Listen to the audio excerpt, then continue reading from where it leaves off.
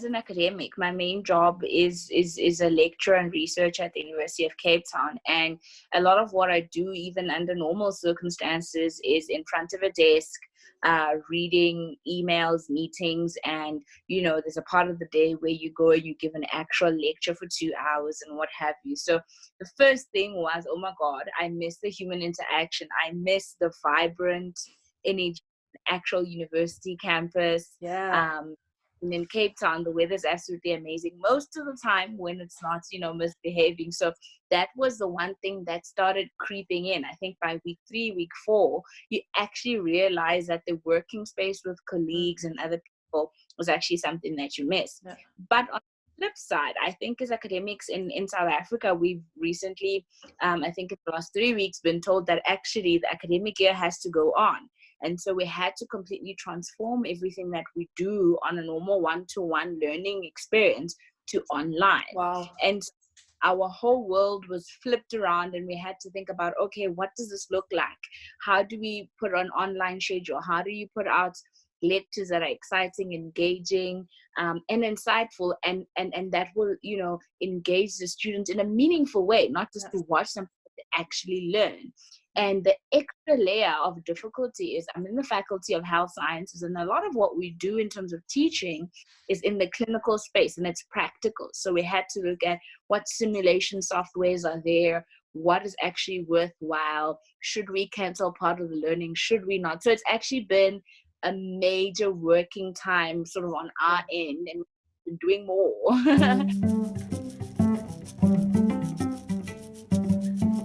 I think the biggest learning experience, it's not something that's new to me, but I never realized the extent of it. I am a workaholic and a perfectionist, right?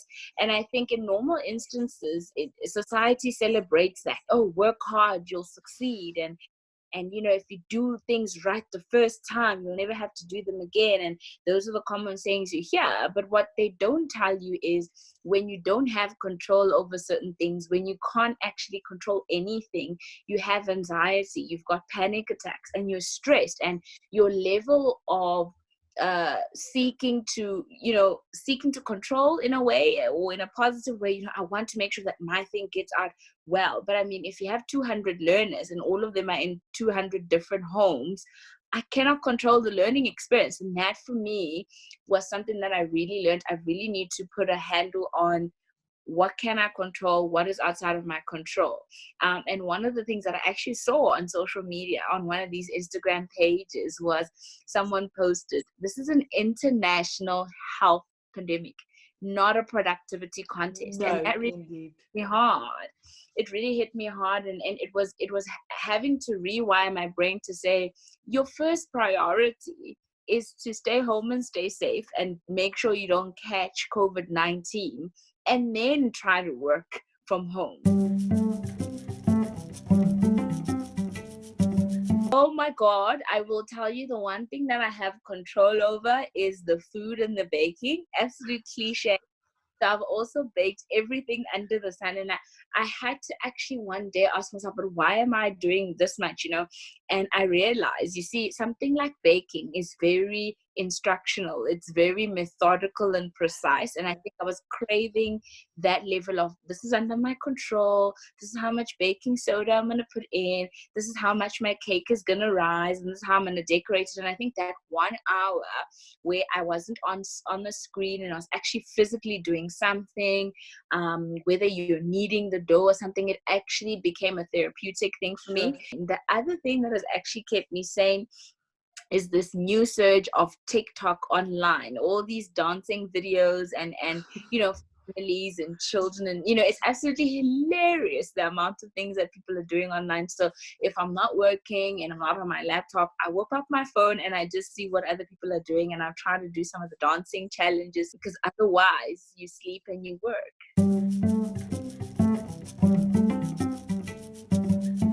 I think the first thing I'm going to do is I'm booking myself for a haircut, manicure, a massage, all of those things that you've taken for granted. Oh my God, I'm never taking those for granted again. And I think with all of the indoor and indoor activities, lack of sun, and the amount of food we're consuming, I really just need to get back to gym, and then I'll figure out what happens next. And I think the one thing, like most people, I really just want to go back to a restaurant and just be in a place with a crowd of people, and feel like I'm part of something again.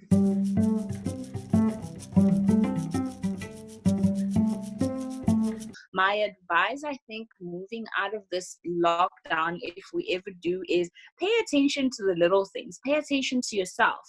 Because I think all of us have had a lot of time with ourselves, and we found out stuff that we already knew or stuff that we didn't know. And some of the things are uncomfortable.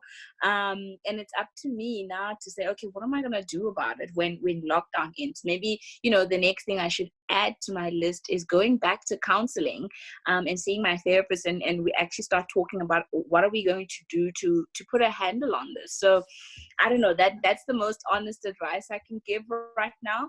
And then the second thing I think that everybody's realizing is take care of your health. Because now more than ever, you need your immune system to be your barrier.